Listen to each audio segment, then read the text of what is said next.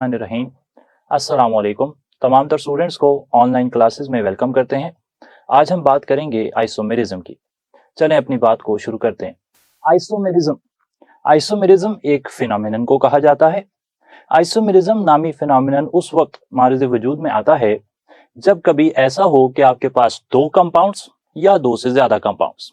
शर्त यह है कि दो कंपाउंड होने चाहिए मिनिमम। दो से ज्यादा कितने भी हो सकते हैं, तीन हो सकते हैं, चार हो सकते हैं, पांच हो सकते हैं, या शायद इससे ज्यादा भी हो सकते हैं।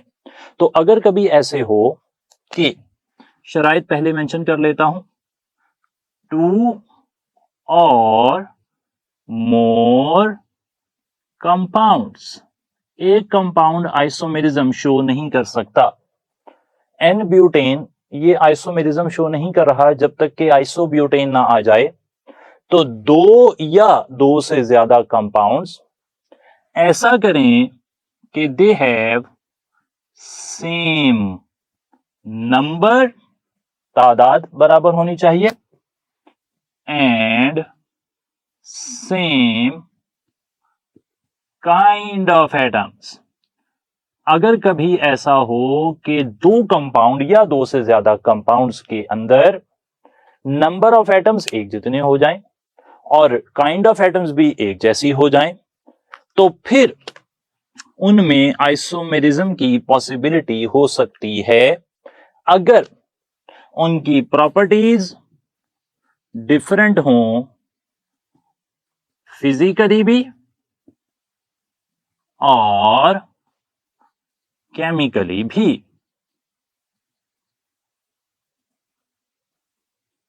यानी कि समरी, थोड़ी सी एलैबोरेटेड डेफिनेशन हमने लिखी।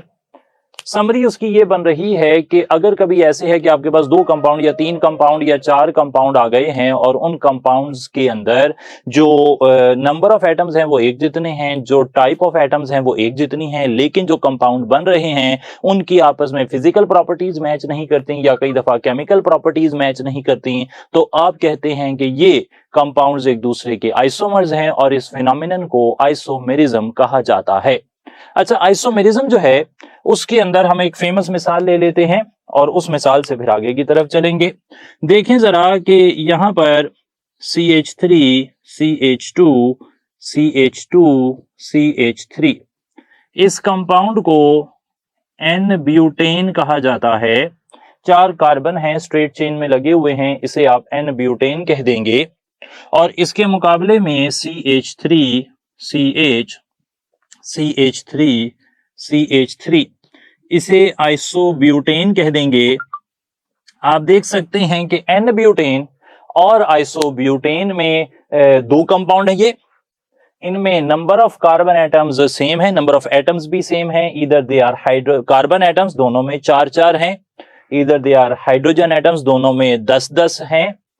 नंबर ऑफ एटम्स भी एक जैसे हैं, काइंड ऑफ एटम्स भी एक जैसी हैं, लेकिन इनकी फिजिकल प्रॉपर्टीज और somewhat chemical properties, chemical reactivity भी एक जैसी नहीं है। कुछ जगहों पर आइसोब्यूटेन जो है वो ज्यादा रिएक्टिव होता है और इसी तरीके से इनके मेल्टिंग और बॉइलिंग पॉइंट में भी फर्क है। तो हम कह सकते हैं कि ये दोनों आइसोमेरिज्म शो कर रहे हैं। एक और बात यहां पर मैं जरूरी समझता हूं बताना, वो ये कि आइसोमेरिज्म की डेफिनेशन जो कॉमनली आप याद करते रहे हैं वो ये है कि compounds having same molecular formula but different structural formula, उन्हें आप कहते हैं कि ये आइसोमर्स हैं। ऐसा होता है, ऐसा सोचा है आपने, ऐसा पढ़ा है आपने, लेकिन ये जरूरी नहीं है, क्योंकि जो ज्योमेट्रिक आइसोमेरिज्म है सेकंड ईयर 7th चैप्टर के अंदर, जिसे सिस ट्रांस आइसोमेरिज्म कहते हैं, उनमें मॉलिक्यूलर फार्मूला भी सेम होता है, स्ट्रक्चरल फार्मूला भी सेम होता है, सिर्फ अरेंजमेंट ऑफ एटम्स जो है वो चेंज होती है। तो यहां बताना जरूरी है कि जो डेफिनेशन कॉमनली हम आइसोमेरिज्म की पढ़ते हैं वो इतनी ज्यादा जनरलाइज्ड नहीं है, और जनरलाइज्ड करने के लिए ही मैंने यहां पर ज्यादा बेहतर तौर पर आइसोमेरिज्म को डिफाइन किया है कि आइसोमेरिज्म के अंदर नंबर ऑफ एटम सेम हो जाएं, काइंड ऑफ एटम्स सेम हो जाएं, फिजिकल और केमिकल प्रॉपर्टीज में अगर चेंजिंग आ जाए तो वो दो या तीन या चार या पांच कंपाउंड जो हैं वो आपस में एक दूसरे के आइसोमर्स कहलाएंगे। आइसोमेरिज्म को अगर हम क्लासिफाई करने जाएं तो काफी ज्यादा क्लासेस उसकी बनती हैं, लेकिन हमारे सिलेबस के अंदर आइसोमेरिज्म की दो मेन क्लासेस को डिस्कस किया गया है। पहले हैं स्ट्रक्चरल आइसोमर्स या स्ट्रक्चरल आइसोमेरिज्म आप उसे कह सकते हैं, और दूसरे हैं cis trans isomerism, cis trans isomers या जियोमेट्रिक आइसोमर्स। तो पहले हम बात करेंगे स्ट्रक्चरल आइसोमेरिज्म की। स्ट्रक्चरल आइसोमेरिज्म, स्ट्रक्चरल आइसोमेरिज्म जो है वो उस वक्त ओरिजिनेट होता है जब difference in structure of two compounds पाया जाता है।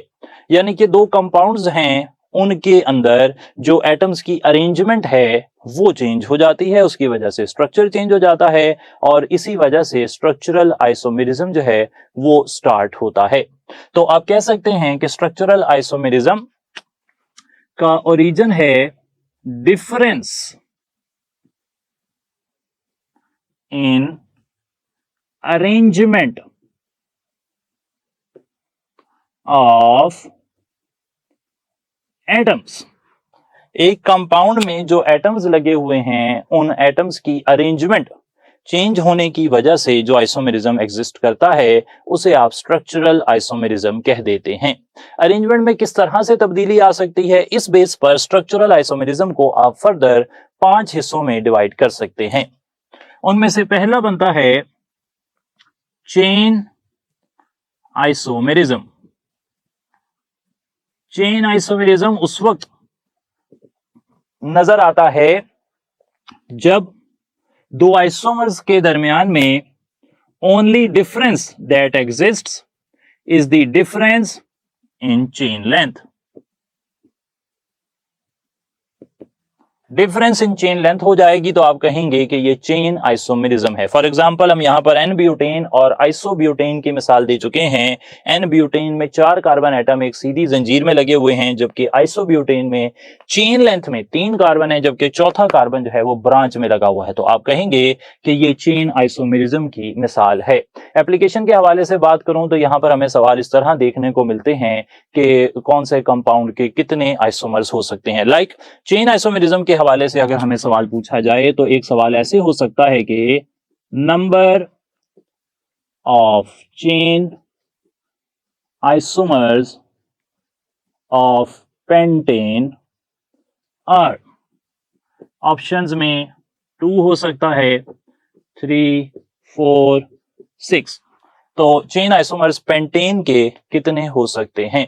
अच्छा, चेन आइसोमर्स जो है ना अभी स्टार्ट में है, हम बहुत अर्ली है तैयारी का हिस्सा हमारा, तो इसमें हम ना प्रैक्टिस करेंगे कि हम उन्हें निकाल कर देखें। जब भी कोई सवाल यहाँ पर ही आप जो प्रैक्टिस बुक देख रहे होंगे उसके अंदर जो भी सवाल हैं उनको आपने ना सॉल्व करके देखना है, ऐसे ही गैस नहीं लगा लेना रैंडम। तो उन्हें सॉल्व करें ताकि आपकी थोड़ी प्रैक्टिस हो जाए। फॉर एग्जाम्पल पेंटेन जो है इसके अंदर 1, 2, 3, 4, 5 कार्बन एटम हो सकते हैं और वो स्ट्रेट चेन में लगे हो सकते हैं, या फिर ऐसे हो सकता है कि 1, 2, 3, 4 एटम स्ट्रेट चेन में लगे हों, एक ब्रांच आ जाए, तो ये एक और आइसोमर हो गया, चेन आइसोमर है पेंटेन का। और एक ऑप्शन ये है कि 1, 2, 3 एटम स्ट्रेट चेन में आ जाएं और साथ 2 ब्रांचेस आपको मिल जाएं, और कोई ऑप्शन यहां पर नहीं बनता।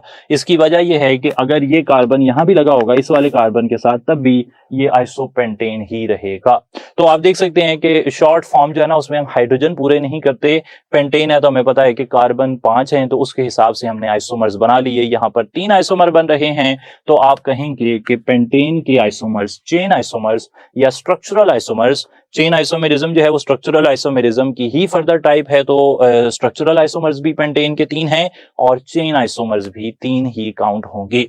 अच्छा, यहां पर एक और बात जरा देख लें कि ऐसा कार्बन हाईलाइट कर लेते हैं, ऐसा कार्बन जो आगे फर्दर एक कार्बन से जुड़ा होगा, यहां पर एल्केन्स की बात हो रही है, आगे जाकर कुछ और बातें भी होंगी, लेकिन फिलहाल एल्केन्स की बात चल रही है, हाइड्रोकार्बन्स की ओवरऑल बात चल रही है कि अगर कार्बन फर्दर एक कार्बन से जुड़ा हुआ है तो आप उसे प्राइमरी कार्बन कह देते हैं। 1 के ऊपर नॉट डाल देंगे तो ये हो जाएगा प्राइमरी कार्बन।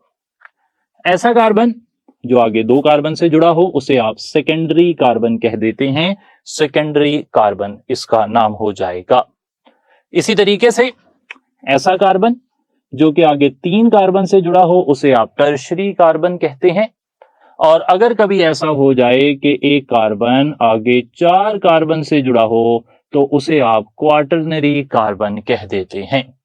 तो 4 तरह के कार्बन जो हैं वो एग्जिस्ट करते हैं, प्राइमरी, सेकेंडरी, टर्शरी, क्वाटरनरी। तो ये सारे आपके माइंड में होने चाहिए और आपको काउंट भी करने आने चाहिए कि किसी कंपाउंड में कितने प्राइमरी या सेकेंडरी या टर्शरी या क्वाटरनरी कार्बन जो हैं वो मौजूद हैं। मिसाल के तौर पर अगर आपसे इस तरह सवाल पूछ लिया जाए कि एक ये स्ट्रक्चर है,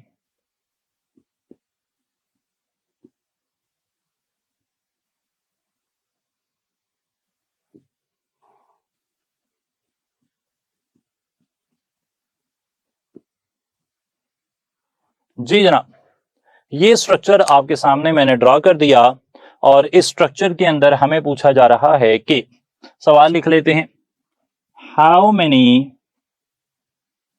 secondary carbons are there in the given molecule. Option में 2, 4, 5, 6 ये सारे ऑप्शन आ गए आपके पास। अब हमने अभी जो डिस्कशन की उसके हिसाब से ये बात फाइनल हो चुकी है कि अगर एक कार्बन आगे सिर्फ एक ही कार्बन से जुड़ा हुआ है तो आप उसे प्राइमरी कहेंगे, अगर वो आगे 2 कार्बन से जुड़ा हुआ है आप उसे सेकेंडरी कहेंगे, अगर वो आगे 3 कार्बन से जुड़ा हुआ है तो आप उसे टर्शरी कहेंगे, और अगर वो आगे 4 कार्बन से जुड़ा हुआ है तो आप उसे क्वाटरनरी कहेंगे। हमें पूछे गए हैं सेकेंडरी कार्बन्स। सेकेंडरी कार्बन्स जो आगे 2 कार्बन से जुड़े हों, मैं काट देता हूं, ये प्राइमरी है, ये तो नहीं सही, primary, tertiary, tertiary, primary, primary, primary, tertiary, ये सारे जो मैंने काट दिए हैं वो या तो प्राइमरी थे या टर्शरी थे, इनमें से कोई भी सेकेंडरी नहीं था। सेकेंडरी कार्बन बन रहा है CH2 और CH2। हाइड्रोकार्बन्स में असल में जो CH2 ग्रुप है ना, जाहिर बात है कि CH2 का मतलब है कि कार्बन ने 4 में से 2 बॉन्ड CH2 हाइड्रोजन से बना लिए हैं, तो बाकी दोनों साइड पर वो कार्बन से जुड़ा होगा। हाइड्रोकार्बन्स में CH2 जो है it is a symbol of secondary carbon. सही होगा जी बात। CH3 जो है वो जाहिर बात उसने एक बॉन्ड बनाया होगा, तो CH3 हो तो वो प्राइमरी होता है, CH2 हो हाइड्रोकार्बन में तो वो सेकेंडरी होता है, और अगर CH हो तो वो टर्शरी होता है, और अगर C अकेला हो, चारों तरफ कार्बन हो, तो फिर उसे क्वाटरनरी कहा जाता है। ये एक एक्स्ट्रा इन्फॉर्मेशन मेन थीम के साथ साथ हमने आपसे डिस्कस की। तो ये था जी चेन आइसोमेरिज्म। होपफुली आप आइडिया जो है वो चेन आइसोमेरिज्म का समझ चुके हैं। अब हम आगे चल रहे हैं और आइसोमेरिज्म आ गया है position isomerism. Position isomerism, position isomerism में फंक्शनल ग्रुप सेम होता है, कंपाउंड के अंदर उसकी पोजीशन चेंज हो जाती है। सही है जनाब। यहां पर क्या हो रहा है, positional isomerism arises due to the difference in position of same functional group. एक ही फंक्शनल ग्रुप है, उसकी पोजीशन जो है वो चेंज हो जाएगी। सही है जनाब। फंक्शनल ग्रुप आमतौर पर ऐसे वाले होते हैं पोजीशनल आइसोमेरिज्म में जो कि टर्मिनल फंक्शनल ग्रुप्स भी हो सकते हैं। Terminal functional groups. अच्छा, ये जो वर्ड है टर्मिनल, टर्मिनल जो है वो कोने से, एंड से, सिरे से निकला है, इंग्लिश उसकी ट्रांसलेशन है टर्मिनल। तो टर्मिनल फंक्शनल ग्रुप्स ऐसे फंक्शनल ग्रुप्स होते हैं जो है वो कोने पर आ सकते हैं, जो चेन के आखिर में आ सकते हैं। चेन के आखिर में आने से मैं मुराद यहां पर ये ले रहा हूं कि अगर CH3, CH2, CH2, Cl ये कंपाउंड है तो इसका नाम आप रखेंगे 1-क्लोरो प्रोपेन। आप इस फंक्शनल ग्रुप को 1 पर रख सकते हैं। ऐसे फंक्शनल ग्रुप्स जिनका नाम 1 दिया जा सकता है वो जो है वो टर्मिनल फंक्शनल ग्रुप्स कहलाते हैं। इसके मुकाबले में इसका एक और आइसोमर बना लेते हैं, CH, Cl, CH3। इसे आप कह देते हैं 2-क्लोरो प्रोपेन। आप देख सकते हैं कि 1 क्लोरोप्रोपेन और 2 क्लोरोप्रोपेन में जो पेरेंट चेन है वो प्रोपेन ही है, लेकिन जो position of same functional group है, और फंक्शनल ग्रुप कौन सा, टर्मिनल वाला, जो 1 पर भी आ सकता है, ऐसे फंक्शनल ग्रुप को टर्मिनल फंक्शनल ग्रुप कहते हैं। तो टर्मिनल फंक्शनल ग्रुप की पोजीशन जो है वो चेंज हो रही है। आप कहेंगे कि ये वाला जो आइसोमेरिज्म है इसे पोजीशन आइसोमेरिज्म जो है वो कहा जाएगा, पोजीशनल आइसोमेरिज्म। सही है जी बात। पोजीशनल आइसोमेरिज्म के हवाले से ये आपने बात नोट कर लेनी है। और अब इसके हवाले से एक सवाल भी देख लेते हैं, फिर आगे की तरफ चलेंगे। जी जनाब, क्वेश्चन नोट कर रहे हैं पोजीशनल आइसोमेरिज्म के हवाले से।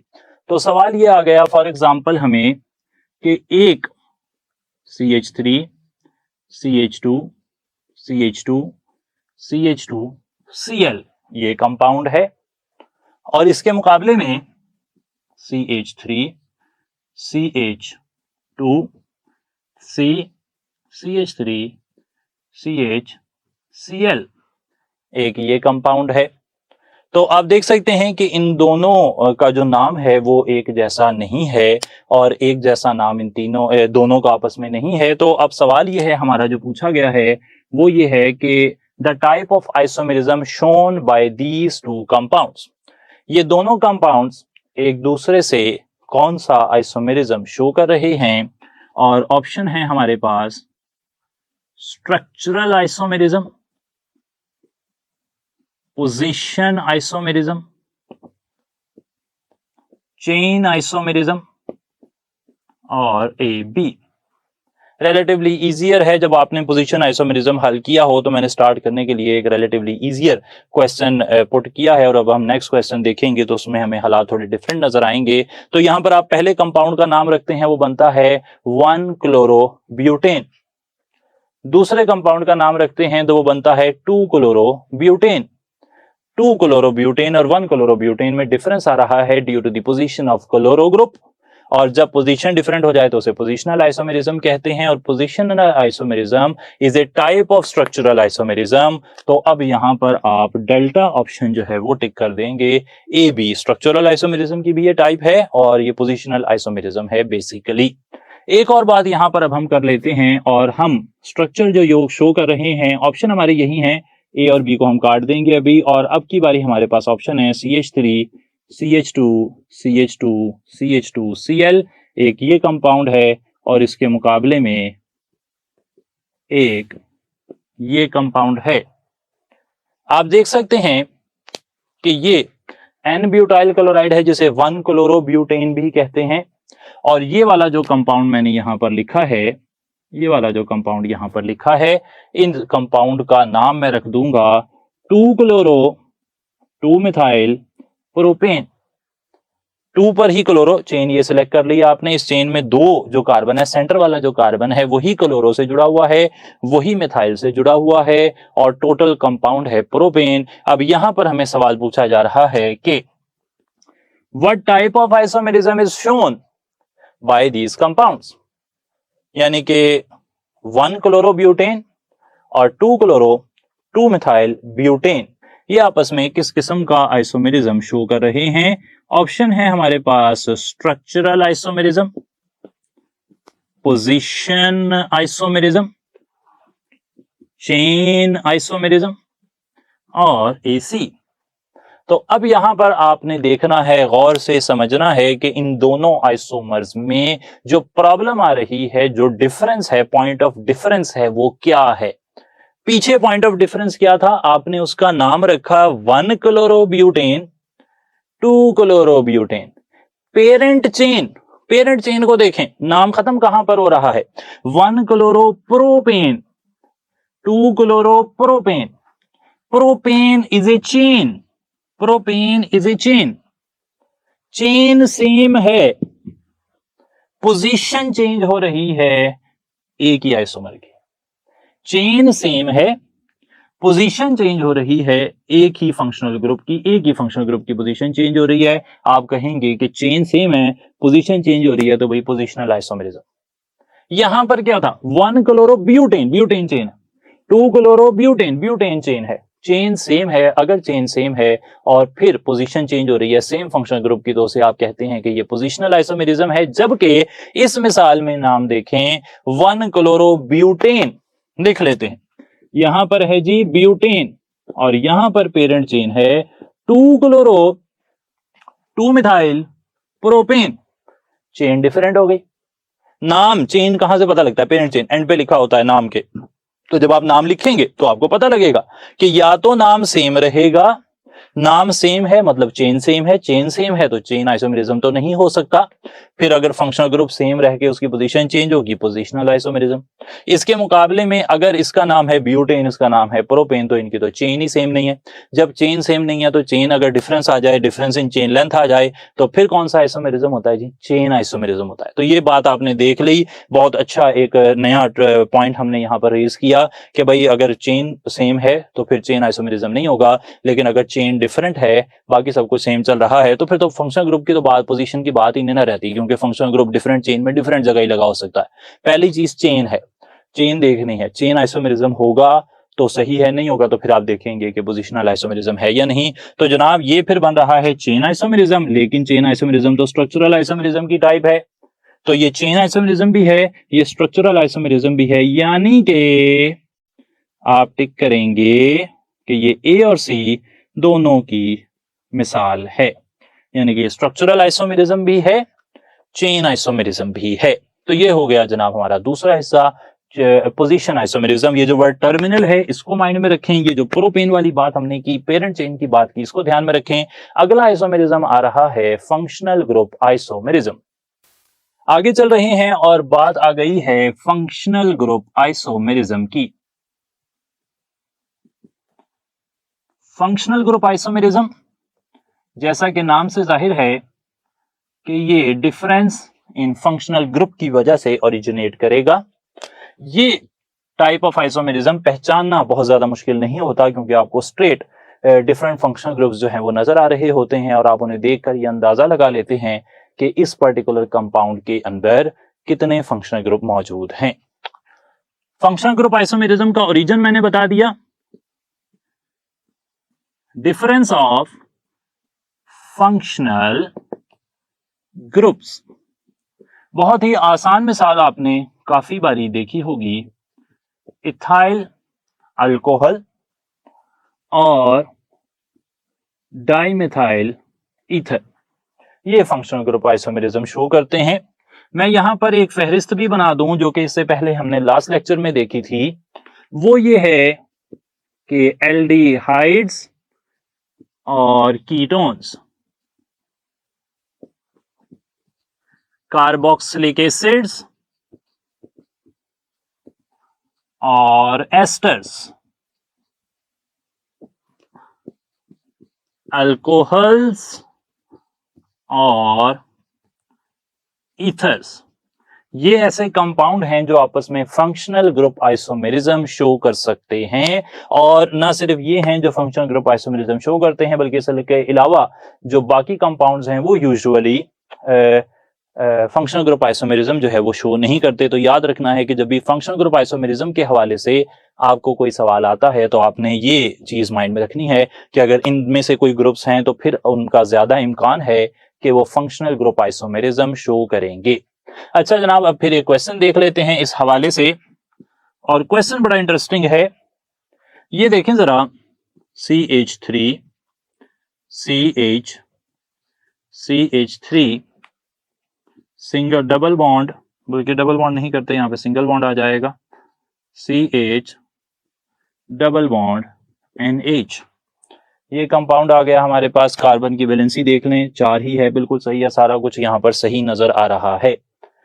इसके मुकाबले में एक और कंपाउंड है, ये लें, ये कंपाउंड चेंज हो रहा है, आइसोमेराइज हो रहा है, और यहां पर CH3 C double bond CH3 CH2 NH2। अच्छा, ये जो शिफ्टिंग हो रही है ना, इस पर भी बात कर लेते हैं। ये हमारा नेक्स्ट टाइप ऑफ आइसोमेरिज्म है, तो उसको कर लेते हैं, फिर वापस इस इंफॉर्मेशन पर आएंगे, इस सवाल पर आएंगे, तो इस सवाल की वर्थ जो है वो और ज्यादा बढ़ जाएगी। जनाब, वो आइसोमेरिज्म जो है वो होता है टॉटोमेरिज्म। टॉटोमेरिज्म किसे कहते हैं?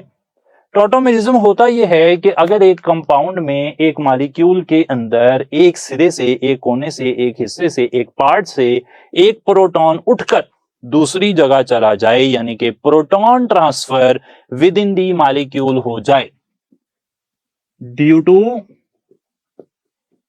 Proton transfer within the molecule के अंदर ही प्रोटॉन ट्रांसफर अगर हो जाए तो फिर जो आइसोमेरिज्म बनता है वो टॉटोमेरिज्म होता है।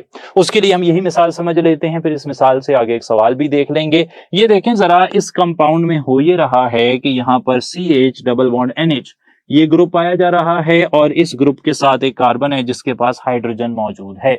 अच्छा, अब इस हाइड्रोजन को अगर मैं थोड़ा सा वाजे करके लिखता हूं, ये देखें, इस हाइड्रोजन को ऐसे भी लिखा जा सकता है। याद होगा आपको हमारा ओरिएंटेशन का लेक्चर जिसमें हमने कहा था कि एग्जामिनर आपको परेशान करता है कुछ ऐसे सवालों से, कुछ ऐसे फॉर्मूला से जो कि आपने उससे पहले किताब में नहीं देखे होते, और यही सोर्स है उस कंफ्यूजन का, उस परेशानी का जो हमारे पेपर है उसको मुश्किल बनाती है। तो यहां पर आपने बिल्कुल दो नए मॉलिक्यूल देखे हैं। अच्छा, अब यहां पर हो ये रहा है कि ये हाइड्रोजन, ये प्रोटॉन यहां से वो ट्रांसफर हो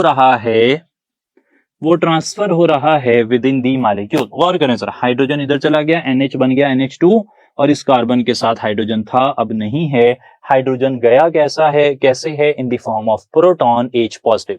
तो ये हुई है जी proton transfer within the molecule. इस अमल को क्या कहते हैं? टॉटोमेराइजेशन। और ये दोनों आपस में क्या कहलाएंगे? ये कहलाएंगे टॉटोमर्स। टॉटोमर्स कैसे कंपाउंड होते हैं? जो proton transfer within the molecule से बनते हैं।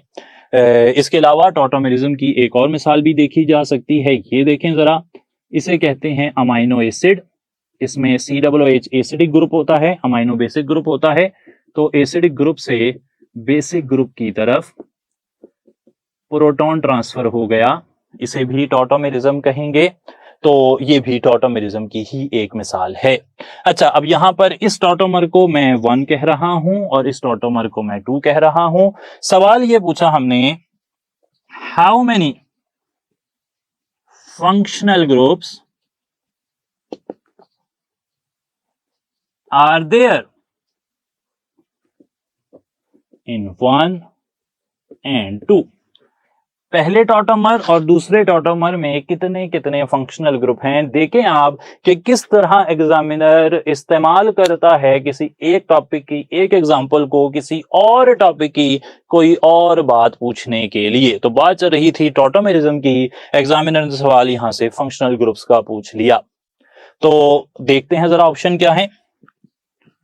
Both have 2 functional groups, both have 1 functional group, one has 1 functional group while 2 has 2 functional groups।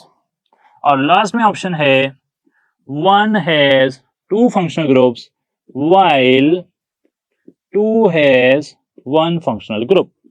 सही जनाब। तो ये हमने आपके साथ ऑप्शन शेयर कर लिए।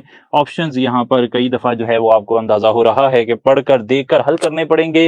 तो मैं स्टार्ट लेता हूं जनाब कि यहाँ पर किस कंपाउंड में कितने फंक्शनल ग्रुप नजर आ रहे हैं। कई दफा अगर ऑप्शंस काफी बड़े हों, काफी मिसलीडिंग टाइप के लग रहे हों, तो आप पहले सवाल को हल करेंगे, खुद से हल करेंगे, खुद से अपनी इंफॉर्मेशन सोचेंगे, ध्यान लगाएंगे कि किस में कितने फंक्शनल ग्रुप या कोई भी चीज जो रिक्वायर्ड है वो कितनी नजर आ रही है, फिर ऑप्शंस की तरफ जाएंगे। क्योंकि कई दफा इस तरह के ऑप्शंस जो हैं ये हमें परेशान कर देते हैं और हम जज्ब गलती करने का यहाँ पर चांस जो है वो ज्यादा होता है। मैं यहाँ से बात करता हूँ, इस कंपाउंड में मुझे कितने फंक्शनल ग्रुप नजर आ रहे हैं। NH2 जो है इसे अमाइनो फंक्शनल ग्रुप कहते हैं, सभी जानते होंगे आप। और C डबल बॉन्ड जो है एक और फंक्शनल ग्रुप है। तो यहाँ पर 2 फंक्शनल ग्रुप हैं, 2 के अंदर 2 फंक्शनल ग्रुप्स हैं। अब मैं देखता हूँ 1 के अंदर कितने फंक्शनल ग्रुप्स हैं। 1 के अंदर फंक्शनल ग्रुप है सिर्फ एक, कौन सा? Double bond NH, imine, imine, यहां पर गलती नहीं करनी कि डबल बॉन्ड अलग है NH अलग है, ऐसे नहीं है। डबल बॉन्ड NH अकेला एक ही फंक्शनल ग्रुप है और उसे इमीन कहते हैं, इमीनो कहते हैं उन कंपाउंड्स को या जिनमें यह पाया जाता है, इमीनो ग्रुप पाया जाता है। तो यहां पर एक फंक्शनल ग्रुप है। तो आप कह सकते हैं कि पहले वाले टॉटोमर में एक फंक्शनल ग्रुप है जबकि दूसरे वाले टॉटोमर में दो फंक्शनल ग्रुप हैं। चार्ली ऑप्शन सही लग रहा है, 1 has 1 while 2 has 2 functional groups. ये बात आपने देख ली, तो ये भी एक अच्छी इंफॉर्मेशन थी यहां से। अब आगे एक और सवाल भी देख लेते हैं। नेक्स्ट क्वेश्चन हमसे ये पूछा जा रहा है कि CH2 double bond CH single bond OH and CH3 C double bond OH show isomerism. ये कौन सा आइसोमेरिज्म शो करते हैं? चेन आइसोमेरिज्म या पोजीशन आइसोमेरिज्म या टॉटोमेरिज्म या फिर cis trans isomerism. Cis trans isomerism आप जानते हैं कि वो डबल बॉन्ड वगैरह की वजह से होता है। फिलहाल हमारा वो सिस ट्रांस आइसोमेरिज्म हमने सिर्फ ऑप्शंस कंप्लीट करने के लिए डाल दिया। सही जवाब हमारा पहले 3 ऑप्शंस में से ही है। तो 2 कंपाउंड्स हैं आपके पास और ये कौन सा आइसोमेरिज्म शो करते हैं? गौर से देखें जरा कि इन 2 कंपाउंड्स में फर्क है क्या, तो आपको पता लगेगा कि कुल मिलाकर फर्क ये है कि ये ओल या OH अल्कोहल वाला जो H है वो अगर मैं यहां से उठाकर इस कार्बन को दे देता हूं, प्रोटॉन ट्रांसफर कर देता हूं इस कार्बन के पास, तो proton transfer within the molecule की वजह से, proton transfer within the molecule की वजह से ये H जब इधर आएगा तो ये बन जाएगा CH3 बन जाएगा। ये C डबल बॉन्ड O हो जाएगा, यानी कि ये बॉन्ड इधर आ जाता है, डबल बॉन्ड सिंगल में जाएगा।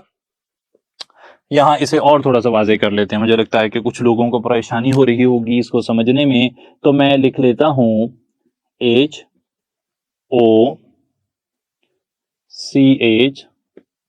Double bond CH2। ये लें जरा, मैंने इसको लिख लिया, इनोल इसे कहते हैं, विनाइल अल्कोहल इसे कहते हैं। और अब मैंने यहां से शो किया कि ये डबल बॉन्ड इधर आ गया कार्बन और हाइड्रोजन के बीच में, ये ऑक्सीजन हाइड्रोजन का बॉन्ड यहां पर शिफ्ट हो गया। देखें क्या बन गया, CH2 और एक hydrogen CH3, double bond single bond बन गया और सिंगल बॉन्ड डबल बॉन्ड बन गया। आप इसे मिलाकर भी लिख सकते हैं, ये सब बन जाएगा CH3, ये बन जाएगा C डबल बॉन्ड O, ये हाइड्रोजन आ गई एसीटल्डिहाइड। तो आपने देखा कि विनाइल अल्कोहल और एसीटल्डिहाइड एक दूसरे के आइसोमर्स हैं। और आइसोमर्स कैसे बन गए? ये proton transfer within the molecule की वजह से। आप इन्हें कहेंगे कि ये हैं टॉटोमर्स, यानी कि ये शो कर रहे हैं टॉटोमेरिज्म। आगे चलते हैं जनाब, मेटामेरिज्म आखिरी रह गया, मेटामेरिज्म को भी देख लें और फिर हम चलेंगे सिस ट्रांस आइसोमेरिज्म की तरफ। तो मेटामेरिज्म किसे कहते हैं? मेटामेरिज्म होता है due to the difference in position of non-terminal functional group। अगर कभी कोई ऐसा फंक्शनल ग्रुप हो जो टर्मिनल पोजीशन पर ना आ सकता हो, 1 पोजीशन पर ना आ सकता हो और उसकी पोजीशन चेंज हो जाए, तो उसे आप कहते हैं कि ये ना जी मेटामेरिज्म जो है वो शो हो गया है। कौन कौन से नॉन टर्मिनल फंक्शनल ग्रुप दुनिया में पाए जाते हैं? इनकी तादाद है 3। Ketones non terminal functional group हैं, ethers non terminal functional group हैं और एस्टर्स भी नॉन टर्मिनल फंक्शनल ग्रुप्स हैं। यानी कि ये कभी भी 1 पोजीशन पर नहीं आ सकते, ना ईथर 1 पर आ सकता है, ना एस्टर 1 पर आ सकता है, ना कीटोन 1 पर आ सकता है। तो ये सब के सब हमेशा चेन के बीच में ही होते हैं, इसलिए ये हमेशा मेटामेरिज्म शो करने की सलाहियत रखते हैं। सही है जनाब, तो ये आपने याद रखना है। फॉर एग्जाम्पल मशहूर मिसाल आपने किताब में पढ़ी होगी और वो मिसाल है कि ये जो CH2 C double bond O CH2 CH3 3 pentanone है जी ये, और ये आइसोमेरिज्म शो कर रहा है 2 पेंटानोन के साथ 2 पेंटानोन और 3 पेंटानोन में फर्क सिर्फ क्या है कि जो फंक्शनल ग्रुप है उसकी पोजीशन चेंज हुई है। फंक्शनल ग्रुप की पोजीशन चेंज होती है तो उसे पोजीशनल आइसोमेरिज्म आमतौर पर कहा जाता है, लेकिन ऐसे फंक्शनल ग्रुप्स के लिए कहा जाता है जो कोने पर आ सकते हैं, टर्मिनल पर आ सकते हैं, 1 पर आ सकते हैं। ये 1 पर नहीं आ सकता, अगर इसकी पोजीशन चेंज होगी तो इसे आप कहेंगे कि ये कौन सा आइसोमेरिज्म है, ये मेटामेरिज्म है। तो मेटामेरिज्म जो है वो पोजीशनल आइसोमेरिज्म की ही टाइप होती है, लेकिन उसमें ऐसे फंक्शनल ग्रुप्स मेटामेरिज्म शो करते हैं जो नॉन टर्मिनल हैं, जो कोने पर नहीं आ सकते। ये 3 मेटामेरिज्म शो करते हैं। और साथ ही मैं ये भी बता दूं कि कुछ ऐसे भी हैं जो मेटामेरिज्म कभी शो नहीं करते। उनमें एल्डिहाइड्स सरे फहरिस्त हैं। एल्डिहाइड्स मेटामेरिज्म शो नहीं करते। कार्बोक्सिलिक एसिड्स भी मेटामेरिज्म शो नहीं करते। कार्बोक्सिलिक एसिड्स भी मेटामेरिज्म शो नहीं करते। और इसी तरीके से अमाइनो जो कंपाउंड्स होते हैं वो भी मेटामेरिज्म शो नहीं करते। नाइट्राइल्स डेफिनेटली वो भी हैं, उन्हें भी लिख लेते हैं। नाइट्राइल्स भी मेटामेरिज्म शो नहीं करते। तो ये मेटामेरिज्म की कुछ एक्सेप्शंस भी आ गई, और भी हो सकती हैं, लेकिन जो कॉमन है वो मैंने यहाँ पर लिख दी हैं। 3 लाजमी शो करते हैं, कीटोन्स, ईथर्स, एस्टर्स। 4 शो नहीं करते, aldehydes, carboxylic acids, amino groups वाले कंपाउंड्स और नाइट्राइल्स जो हैं तो वो मेटामेरिज्म शो नहीं करेंगे। तो ये सारी बातें हो गई जनाब आइसोमेरिज्म की। और कौन से आइसोमेरिज्म? Structural isomerism. अब हमने चलना है सिस ट्रांस या ज्योमेट्रिकल आइसोमेरिज्म की तरफ। स्ट्रक्चरल आइसोमेरिज्म के बाद अब हम second important class of isomerism यानी कि जियोमेट्रिक आइसोमेरिज्म, जिसे सिस ट्रांस आइसोमेरिज्म भी कहते हैं, उसकी तरफ आ गए हैं। जियोमेट्रिक आइसोमेरिज्म या सिस ट्रांस आइसोमेरिज्म में जो कंपाउंड्स ये आइसोमेरिज्म शो कर रहे होते हैं उनका मॉलिक्यूलर फार्मूला एक जैसा होता है, उनका स्ट्रक्चरल फार्मूला भी एक जैसा होता है, लेकिन वहां पर difference in spatial orientation of atoms या ग्रुप ऑफ एटम्स पाई जाती है। यानी कि एटम्स की लगने की जो तरतीब है वो डिफरेंट हो जाती है। ओवरऑल मॉलिक्यूल जो है वो एक जैसा नजर आता है, लेकिन असल में उसमें कुछ ग्रुप्स कुछ खास पोजीशन पर लगे होते हैं। सही है जनाब। तो ज्योमेट्रिक या सिस ट्रांस आइसोमेरिज्म के लिए सबसे पहले हम देखेंगे कि क्या नेसेसरी कंडीशंस हैं। ज्योमेट्रिक या सिस ट्रांस आइसोमेरिज्म एग्जिबिट करने के लिए number 1 the most important condition ये है कि there must be restricted rotation. Molecule में रिस्ट्रिक्टेड रोटेशन होना बड़ा जरूरी है। मॉलिक्यूल में कोई जगह ऐसी होनी चाहिए जहां पर बॉन्ड मूव ना कर सकते हों। आप जानते हैं, जान चुके हैं कि जो सिंगल बॉन्ड होता है लाइक दिस वन, ये एक सिंगल बॉन्ड है अगर, और सिंगल बॉन्ड जो है ना उसमें फ्री रोटेशन होती है। उसको घूमने के लिए बड़ी कम एनर्जी चाहिए और ये एनर्जी माहौल में मौजूद है, इसलिए single bond is free to rotate. Single bond वाले कंपाउंड्स जो हैं वो सिस ट्रांस या ज्योमेट्रिक आइसोमेरिज्म जो है ना ओपन चेन में वो शो नहीं करते। रिपीट कर रहा हूं, सिंगल बॉन्ड वाले कंपाउंड ओपन चेन फॉर्म में वो रिस्ट्रिक्टेड रोटेशन उनमें नहीं होती बॉन्ड की। बॉन्ड घूमता रहता है, रोटेट करता रहता है, और इस रोटेशन की वजह से सिंगल बॉन्ड वाले कंपाउंड लिख लें अपने पास ओपन चेन लंबी जंजीर की शक्ल में N butane, N pentane, N hexane, isopentane, isohexane वगैरह में वो शो नहीं करते जियोमेट्रिक आइसोमेरिज्म। रिस्ट्रिक्टेड रोटेशन हो सकती है डबल बॉन्ड में। रिस्ट्रिक्टेड रोटेशन देखें जरा, रिस्ट्रिक्टेड रोटेशन हो सकती है डबल बॉन्ड में, रिस्ट्रिक्टेड रोटेशन हो सकती है ट्रिपल बॉन्ड में। जब डबल बॉन्ड आता है ना तो डबल बॉन्ड इस तरीके से होता है, इस तरीके से, बल्कि एक और मार्कर भी हम यूज कर लेते हैं। तो रिस्ट्रिक्टेड रोटेशन में होता यह है कि अगर ये सिंगल बॉन्ड है तो जो डबल बॉन्ड है ना वो इस तरह आ जाते हैं। मान लें कि इन दोनों सिरों को आप जोड़ दें किसी तार से, तो जब ये मॉलिक्यूल मूव करने की कोशिश करेगा ना तो तार खींचना शुरू हो जाएगी। जो पाई बॉन्ड है ना रिस्ट्रिक्टेड, वो पाई बॉन्ड रिस्ट्रिक्टेड रोटेशन के बाइस बनते हैं क्योंकि वो मूव नहीं कर सकते, वो पैरेलल ओवरलैप उन्होंने की होती है, और ये वाली जो ओवरलैप, ये जो मूवमेंट है ना ये रिस्ट्रिक्ट हो जाती है। माहौल के पास इतनी एनर्जी नहीं है कि वो इस बॉन्ड को तोड़ सके, तो इस रोटेशन के रिस्ट्रिक्ट होने की वजह से आप कहते हैं कि डबल बॉन्ड वालों में रिस्ट्रिक्टेड रोटेशन है, ट्रिपल बॉन्ड वालों में रिस्ट्रिक्टेड रोटेशन है। इसी तरीके से एलिसाइक्लिक कंपाउंड्स में भी रिस्ट्रिक्टेड रोटेशन होती है, हालांकि उनमें सिंगल बॉन्ड है। मिसाल के तौर पर आप ये कंपाउंड देखें, साइक्लोब्यूटेन, साइक्लोब्यूटेन में कार्बन लगे हुए हैं और अगर ये कार्बन सिंगल बॉन्ड इनका मूव करने की कोशिश करे तो रिंग तो क्लोज है, अगर ये कार्बन मूव करेगा तो इसके मूव करने के लिए तो पूरे ये वाले कार्बन को भी उस तरफ आना पड़ेगा, जो कि पॉसिबल नहीं है।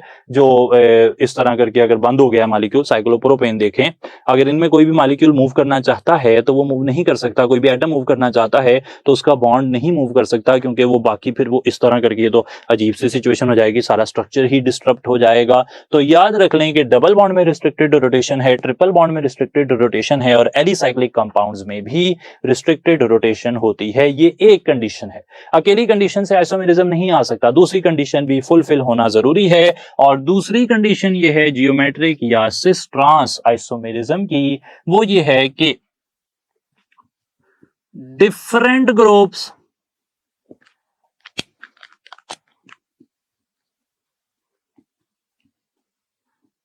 attachment to the atoms with restricted rotation। ये देखें जरा, ये मैंने बाद में लिख दिया ताकि याद रहे। तो different groups attachment to the atoms with restricted rotation, पहली शर्त क्या है कि एटम्स में रिस्ट्रिक्टेड, मॉलिक्यूल में रिस्ट्रिक्टेड रोटेशन होनी चाहिए। रिस्ट्रिक्टेड रोटेशन आती है डबल बॉन्ड से, ट्रिपल बॉन्ड से, एलिसाइक्लिक कंपाउंड से। अगली शर्त जियोमेट्रिक आइसोमेरिज्म की क्या है कि जो रिस्ट्रिक्टेड रोटेशन वाला एटम है उसके साथ डिफरेंट ग्रुप्स लगे होने चाहिए। कितने? दो ग्रुप्स डिफरेंट लगे होने चाहिए। अगर दोनों ग्रुप्स एक जैसे हैं तो फिर वो आइसोमेरिज्म शो नहीं करेगा। मिसाल लेते हैं ये सारी बात को सम अप करने के लिए। देखें जरा, मैं आपके सामने एक मॉलिक्यूल लिखता हूं, carbon CH3 CH2 CH2 CH3 butane है जी। क्या ये सिस ट्रांस आइसोमेरिज्म शो कर सकता है? आप कहेंगे नहीं, इसमें रिस्ट्रिक्टेड रोटेशन नहीं है, इसमें सिंगल बॉन्ड है, ये शो नहीं कर सकता। अगला मॉलिक्यूल मैं आपके सामने लिखता हूं, मैं कहता हूं CH3 CH2 CH double bond CH2 1 butene है। क्या ये सिस ट्रांस आइसोमेरिज्म शो कर सकती है? आप कहेंगे कि जी रिस्ट्रिक्टेड रोटेशन डबल बॉन्ड है, इसमें पहली कंडीशन पूरी होती है, लेकिन दूसरी कंडीशन ये है कि जो एटम्स में रिस्ट्रिक्टेड रोटेशन है, जो एटम्स में डबल बॉन्ड है, ये देखें इस एटम ने डबल बॉन्ड बनाया हुआ है, इस एटम ने डबल बॉन्ड बनाया हुआ है, तो डिफरेंट टू ग्रुप्स अटैच होने चाहिए इन कार्बन के साथ, इस कार्बन के साथ भी, इस कार्बन के साथ भी। तो हमें पता लगता है कि जो राइट साइड वाला कार्बन है इसके साथ एक हाइड्रोजन लगी हुई है, दूसरी भी हाइड्रोजन लगी हुई है। ये डिफरेंट टू ग्रुप्स नहीं है, टू डिफरेंट ग्रुप्स नहीं है, एक ही ग्रुप है, हाइड्रोजन ऊपर हाइड्रोजन नीचे। तो यहां पर हालांकि रिस्ट्रिक्टेड रोटेशन है लेकिन यहां पर एटम्स जो है वो एक ही लगे हुए हैं, तो फिर आप कहेंगे कि जनाब ये भी सिस ट्रांस आइसोमेरिज्म शो नहीं कर सकता। एक और मॉलिक्यूल देखते हैं, CH3 CH2 C triple bond CH। क्या ये सिस ट्रांस आइसोमेरिज्म शो कर सकता है? आप कहेंगे कि रिस्ट्रिक्टेड रोटेशन है, ट्रिपल बॉन्ड है। जी हाँ, पहली कंडीशन के हिसाब से तो ये होगा सिस ट्रांस आइसोमेरिज्म शो करने वाला, लेकिन दूसरी कंडीशन ये है कि जो एटम्स में रिस्ट्रिक्टेड रोटेशन है उनके साथ दो डिफरेंट ग्रुप लगे होने चाहिए। तो यहाँ पर जो कार्बन है उसके साथ सिर्फ एक ही ग्रुप लगा है, क्योंकि वैलेंसी पूरी हो गई है, जब दो ग्रुप लग ही नहीं सकते। तो यहां से मैं फाइनल करता चलूं कि ये भी सिस ट्रांस आइसोमेरिज्म शो नहीं करेगा। और बेहतर कर लेता हूं कि कोई भी एल्कीन्स हालांकि उनमें रिस्ट्रिक्टेड रोटेशन है वो शो नहीं करते सिस ट्रांस आइसोमेरिज्म या जियोमेट्रिक आइसोमेरिज्म। याद रख लें, लिखते जाएं इन बातों को। अच्छा, फिर अब हमने एक और मॉलिक्यूल लिख लिया और अब हम मॉलिक्यूल लिख रहे हैं ये वाला CH3 CH double bond CH3H। इस मॉलिक्यूल का नाम है 2 ब्यूटीन। क्या इसे सिस ट्रांस आइसोमेरिज्म शो करना चाहिए? तो हम कहेंगे कि रिस्ट्रिक्टेड रोटेशन है। जी हाँ, बिल्कुल है।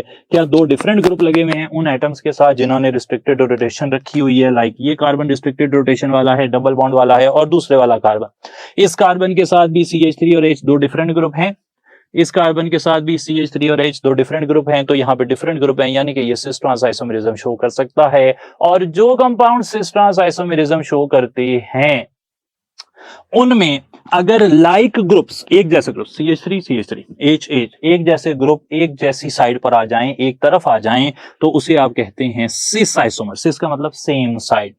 और अगर ऐसा हो जाए कि ये जो लाइक ग्रुप्स हैं CH3 है और CH3 है, लाइक ग्रुप्स जो हैं वो ऑपोजिट साइड पर आ जाएं। यहां पर देखें, ये ऑपोजिट साइड पर आ गए तो आप इसे कहेंगे कि ये ट्रांस आइसोमर है। तो सिस और ट्रांस की डेफिनेशन हमने आपके सामने कर दी। लाइक ग्रुप सेम साइड पर हो तो सिस ऑपोजिट साइड पर हो तो ट्रांस, तो ये सिस ट्रांस आइसोमेरिज्म शो करेगा। लिख लेते हैं कि ये सिस ट्रांस आइसोमेरिज्म शो करेगा।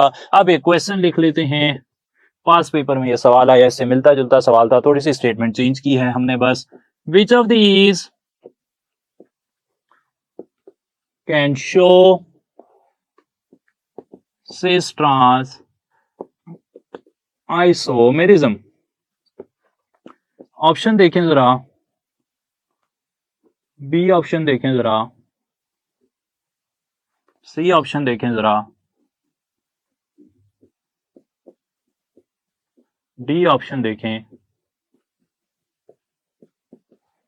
जी, कौन इनमें से ट्रांस आइसोमेरिज्म शो कर सकता है? पहली शर्त क्या है? Restricted rotation. हमने कहा कि एलिसाइक्लिक कंपाउंड्स में रिस्ट्रिक्टेड रोटेशन होती है, तो ये चारों ही एलिसाइक्लिक हैं, यानी कि इनमें रिस्ट्रिक्टेड रोटेशन का कॉन्सेप्ट हो सकता है। तो पहली कंडीशन पूरी हो गई। दूसरा ये है कि जिन एटम्स के दरमियान रिस्ट्रिक्टेड रोटेशन है उनके पास डिफरेंट ग्रुप्स होने चाहिए। मैं इसकी बात करूं तो यहां पर सारे CH2 हैं, कोई डिफरेंट ग्रुप नजर नहीं आ रहे। यहां पर 3 एटम्स हैं, हर एक का यहां पे ना साइक्लोप्रोपेन में 3 एटम्स हैं जी, 3 एटम्स हैं तो 2 एटम्स के पास डिफरेंट ग्रुप लगे होंगे, तो तभी जो है वो सिस ट्रांस आइसोमेरिज्म पॉसिबल होगा। यहाँ बीटा ऑप्शन में देखें तो सिर्फ एक CH3 लगा हुआ है, अकेला CH3 जो है वो काम नहीं कर सकता जब तक 2 डिफरेंट ग्रुप ना लगे हों। डेल्टा में देखें तो एक CH3 एक H, एक जो है ना ये सिर्फ मिसलीडिंग हाइड्रोजन है। असल में आप जानते हैं कि चाहे कोई भी साइक्लो एल्कीन हो उसमें हाइड्रोजन तो होते ही हैं, यहाँ पे भी हाइड्रोजन है, तो हमने सिर्फ हाइड्रोजन जो है ना मिसलीड करने के लिए एग्जामिनर कई दफा ऐसी ग्रुप वगैरह लगा देता है। तो यहाँ पर अल्फा, बीटा और डेल्टा तीनों में रिस्ट्रिक्टेड रोटेशन है, लेकिन तीनों में 2 डिफरेंट ग्रुप्स नहीं लगे हुए जो है वो रिस्ट्रिक्टेड रोटेशन के बाद दूसरी कंडीशन को फिल करें। जबकि जो चार्ली है उसमें यहां पर देखें CH3 लगा हुआ है, यहां पर देखें CH3 लगा हुआ है, और हर कार्बन के साथ एक एक हाइड्रोजन भी लगा होगा, हर कार्बन के साथ एक एक हाइड्रोजन भी लगा होगा। बना रहा हूं, देख लें जरा, स्ट्रक्चर इसका बना रहा हूं, CH3 CH3। देखें जनाब, ये इसका स्ट्रक्चरल फार्मूला मैंने बना दिया, और आप देख सकते हैं कि इस कार्बन के साथ हाइड्रोजन CH3 2 ग्रुप, इस कार्बन के साथ हाइड्रोजन CH3 2 ग्रुप, दोनों कार्बन जिनमें रिस्ट्रिक्टेड रोटेशन है उनके साथ डिफरेंट ग्रुप लगे हुए हैं। तो आप कहेंगे कि जो चार्ली ऑप्शन है उसमें रिस्ट्रिक्टेड रोटेशन भी है और उसमें 2 डिफरेंट ग्रुप भी लगे हुए हैं वो एटम्स के साथ जिनमें रिस्ट्रिक्टेड रोटेशन है, तो फिर वो सिस ट्रांस आइसोमेरिज्म शो कर सकते हैं। एक और सवाल देखते हैं, और सवाल ये है कि विच of these can show geometric isomerism? Option देखें, बहुत ही आसान, एल्केन्स, एल्काइंस और बेंजीन। हमारी डिस्कशन अभी तक हमें यह बता चुकी है कि एल्केन्स में रिस्ट्रिक्टेड रोटेशन नहीं होती, इसलिए वो सिस ट्रांस आइसोमेरिज्म शो नहीं करते। एल्काइंस में रिस्ट्रिक्टेड रोटेशन तो होती है, लेकिन उनमें 2 डिफरेंट ग्रुप्स अटैच करने के लिए कार्बन की वैलेंसी 4 पहले ही पूरी हो जाती है, वो डिफरेंट ग्रुप्स अटैच ही नहीं कर सकता, इसलिए वो भी सिस ट्रांस आइसोमेरिज्म शो नहीं करते। बेंजीन भी सिस ट्रांस आइसोमेरिज्म शो नहीं करेगी, उसकी वजह मैं आपके सामने रख देता हूं। 3 अल्टरनेट डबल सिंगल बॉन्ड्स की वजह से हर कार्बन के 3-3 बॉन्ड रिंग के अंदर पूरे हैं और उसने सिर्फ एक ही बॉन्ड बाहर बनाया होता है। तो जब तक कार्बन के साथ 2 डिफरेंट ग्रुप जो है वो नहीं लगेंगे, तब तक वो cis trans isomerism usually standard form में जो है वो शो नहीं कर सकता। सही है जी बात, तो ये आपने ध्यान में रखना है। अच्छा, तो फिर बचा कौन? फिर बचे एल्कीन्स। एल्कीन्स हम सीख चुके हैं कि वो सिस ट्रांस आइसोमेरिज्म शो कर सकते हैं। तो ये तो बात हो गई जी कुछ सिस ट्रांस आइसोमेरिज्म की। सिस ट्रांस आइसोमेरिज्म के साथ आज का हिस्सा हमारा मुकम्मल होता है। काफी डिटेल में हमने आपके साथ बात की, और अगर आपने इन बातों को याद रखा और इन्हें आप प्रैक्टिस करें तो आपको पता लगेगा कि ये काफी ज्यादा एप्लीकेबल बातें हैं। इसके साथ ही आज का लेक्चर हमारा मुकम्मल होता है। होपफुली के सारे आइडियाज आप तक पहुंच चुके होंगे और कोई भी डाउट नहीं होगा। थैंक यू सो मच जी। अस्सलाम वालेकुम।